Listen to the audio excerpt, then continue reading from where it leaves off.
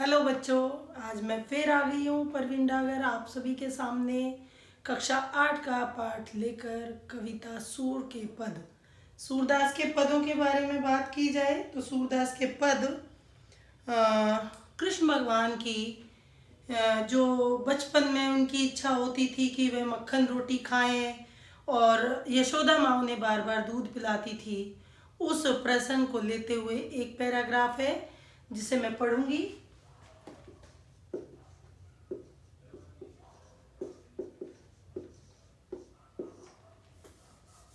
मैं पढ़कर आपको सुनाऊंगी और फिर उसका अर्थ बताऊंगी।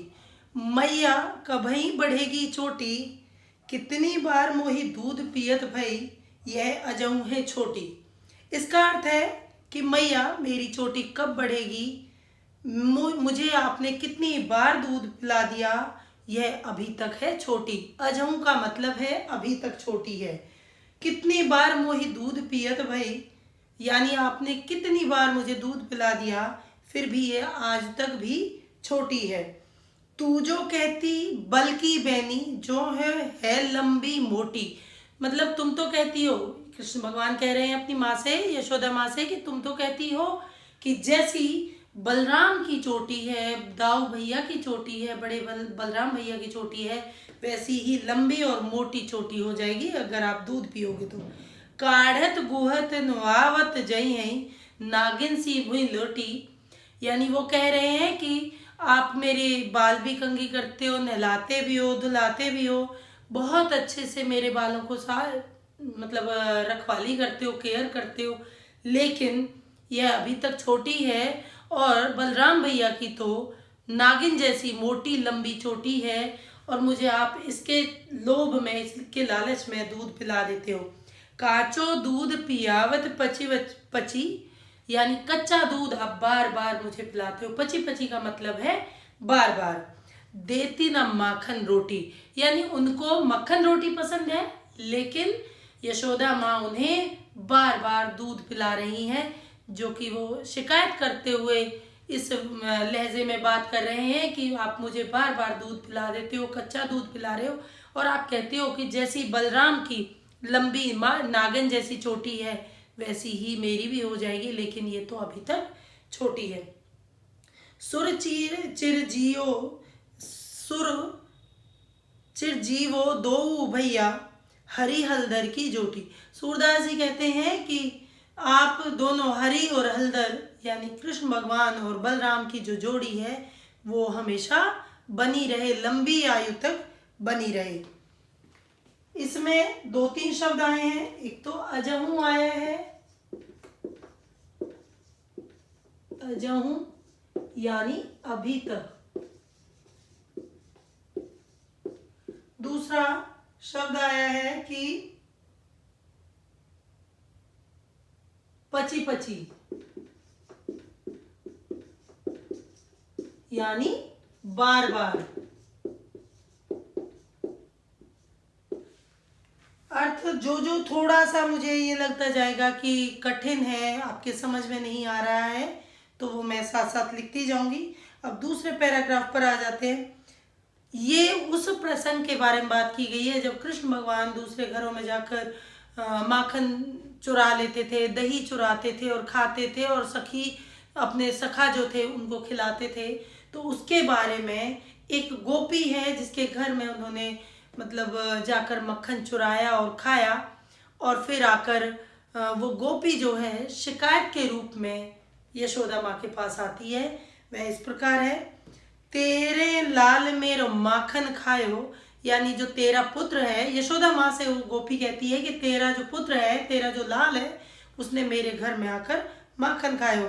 दोपहर दिवस जानी घर सुनो, यानी उसने जब दोपहर में देखा कि घर सूना है तो उसने ढूंढी ढंडोरी आप ही आयो, यानी खुद खोजते हुए मेरे खाली घर में, जब मेरा घर खाली था, जब घर में कोई भी नहीं था, तो वह ढूंढता हुआ मेरे घर में आ गया। खोली किवारी बैठी मंदिर में, यानी खोली किवारी, किवारी का मतलब है, किवारी का मतलब है दरवाजे।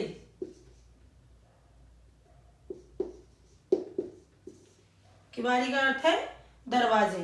बैठी मंदिर में यानी मंदिर में बैठ गए, दूध दही सब सखिन खवायो, यानी उसने मंदिर में जो रखा हुआ था उस दूध को दही को बैठकर खुद तो खाया सो खाया, अपने मित्रों को भी खिलाया है।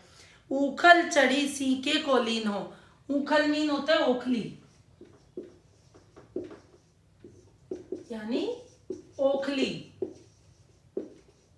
ओखली पर चढ़कर उखल चढ़ी सीके को लीनो। सीका क्या होता है, जो पहले के जमाने में क्या होता था कि दरवाजे खिड़की इतने अच्छे से पैक नहीं होते थे, जैसे आजकल तो पूरा पैक हो जाता है, आपके घर में कोई कुत्ता बिल्ली जीव जंतु घुस नहीं सकता, लेकिन पहले के ज़माने में खिड़कियां खुली होती थी तो खिड़कियों में से बिल्ली वगैरह आ जाती थी, तो छत में एक वो आंगल टाइप लगाकर और उसमें रस्सी में टोकरी सी बना देते थे रस्सी से, और उसमें अपने मटकी को औरतें रख देती थी जिससे कि कोई जीव जंतु ना खा सके।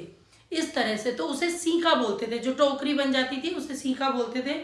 उखल चढ़ी सीके को लीनो, यानी उसने छीके से भी ले लिया। अनभावत भुई में ढरकायो, भुई मीन धरती,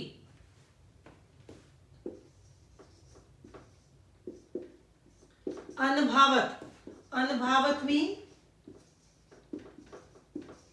यानी जो मन को नहीं भा रहा हो।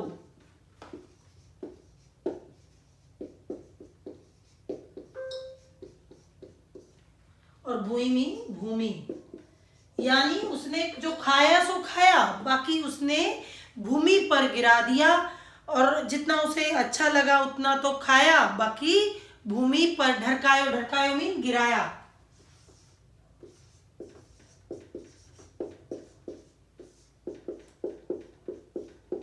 गिराया। अर्थ शब्दों के जो जो कहीं ऐसे लगते हैं कि बच्चों को थोड़ा सा कठिन लगेंगे, तो मैं साथ में बताती जा रही हूँ। उखल चढ़ी सीके को लीनो, अनभावत भुई में ढरकायो, यानी उसने जितना खाया सो खाया, बाकी धरती में गिरा दिया। दिन प्रति होती हानि गोरस की, यानी दिन प्रति हानि होती गोरस की। गोरस का मतलब होता है गाय के बने पदार्थ, गाय के दूध से बने पदार्थ।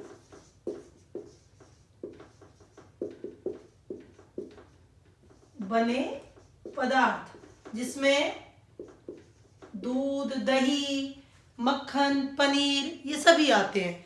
तो वो कहती है कि दिन प्रति यानी हर दिन, हानि में नुकसान, मेरा नुकसान हो रहा है गोरस की यानी गाय के बने जो दूध दही जब होते थे उनका रोज वो नुकसान करता है। यह ढोटा कौने ढंग लायो, ढोटा मीन बेटा, ये पता नहीं तुमने कहाँ से किस ढंग से इसे लाई हो।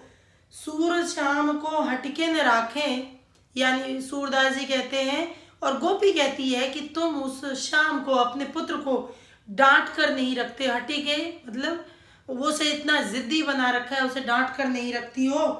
ते ही पूथ अनोखो जायो, यानी तूने ही कोई अनोखा पुत्र जाया है, जन्मा है, जो तुम उसे डांट कर नहीं रखती हो। तो इस तरह से थी कृष्ण की दो सूरदास के पदों की व्याख्या। एक बार फिर मैं बोल देती हूँ।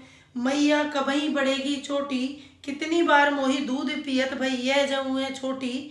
तू जो कहती बल्कि बहनी वह लंबी मोटी, काढ़त गुहत नहावत जई है नागिन सी हुई लोटी। काचो दूध पियावत पच पच देती न माखन रोटी, सुरचीर जीवो दो भैया हरि हलदर की जोटी। इसमें कहना चाहते हैं कि मैया यशोदा से कृष्ण शिकायत कर रहे हैं कि आप मुझे बार बार कच्चा दूध पिला देती हो, तब भी ये बलराम भैया जैसी चोटी नहीं है, जैसी उनकी तो नागिन जैसी मोटी और लंबी चोटी है जो कि भूमि को छूती है, और मुझे मेरी जो चोटी है वो आज भी वैसी की ही वैसी है। आप मुझे मक्खन रोटी नहीं देती हो, बार बार दूध पिला देती हो, ये आज भी इतनी ही छोटी है। दूसरे का अर्थ है तेरा लाल मेरो माखन खायो, दोपहर दिवस जाने घर सुनो, ढूंढी ढंढोरी आप ही आयो, खोली किवारी पैठी मंदिर में, दूध दही सब सखिन खवायो। उखल चढ़ी सीके को लीनो, दूध दही सब उखल चढ़ी सीके को लीनो, अनभावत भुई में ढरकायो। दिन प्रति होती हानि गोरस की, यह ढोटा कौने ढंग लायो। सूर शाम को हटके न राखे, ते ही पूत अनोखो जाए।